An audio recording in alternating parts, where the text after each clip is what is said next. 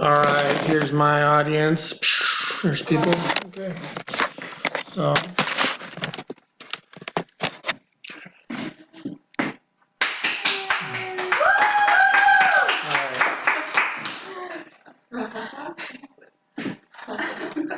All right. If criminals are going to break the law, what's going to stop them from keeping the law that prevents them from having weapons? In the United States, we have the right to defend our freedoms, our family, our property, and our country.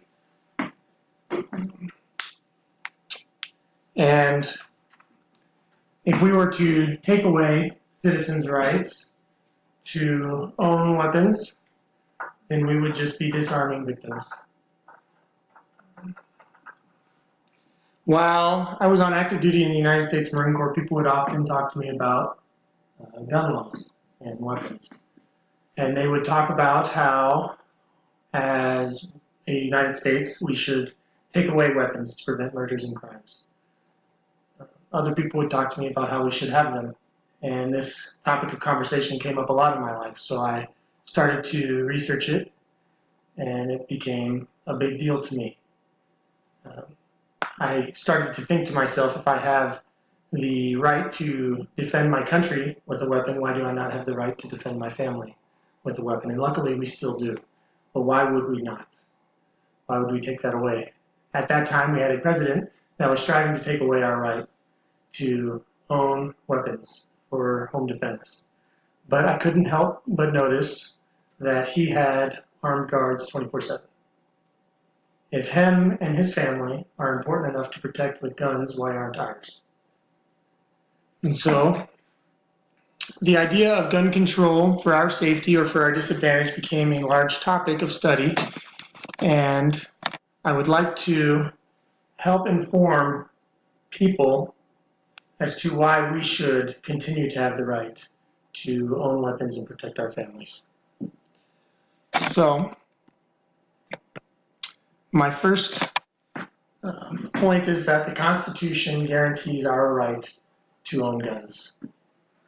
It states, a well-regulated militia being necessary to the security of a free state, the right of the people to keep and bear arms shall not be infringed.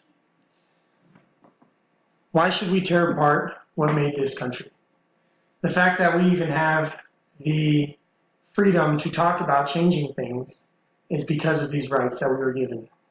Why would we change the rights that were inspired by God to give us a free country?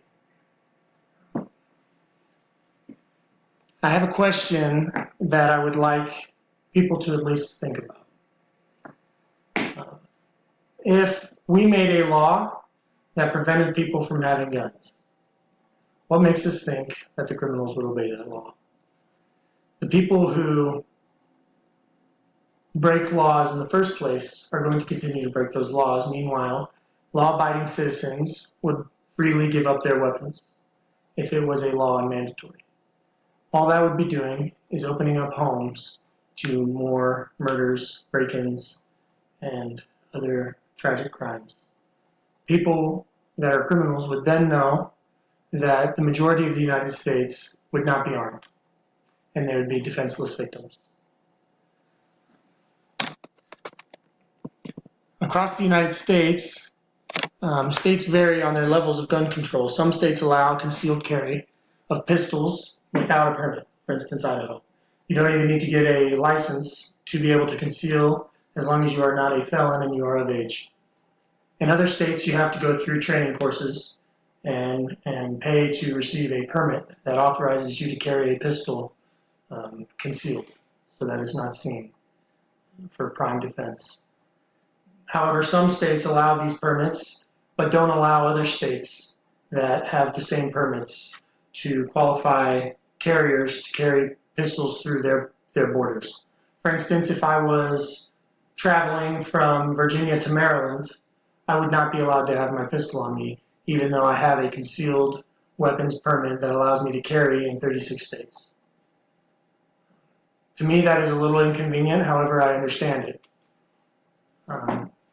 But if somebody just misses their exit on the highway, now they're a felon and they can spend 10 years in prison. To me, that is kind of ridiculous. So, to talk about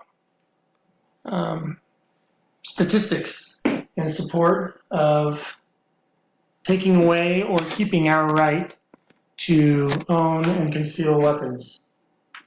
If there was a statistical,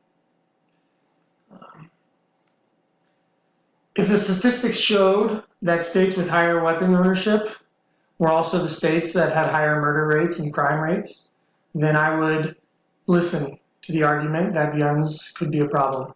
However, that isn't the case. There is no statistical evidence. In fact, Idaho, being the third most weapon-owning state in the United States, is the fifth lowest for weapon crimes, specifically murder, with 1.3 murders per every 100,000 residents. With a state having so many guns, having so little murders with guns, to me, that shows that there is no correlation with gun ownership and murder rates. Meanwhile, we have other states in the United States that do not allow guns whatsoever, and their murder rates with guns is still ridiculously high.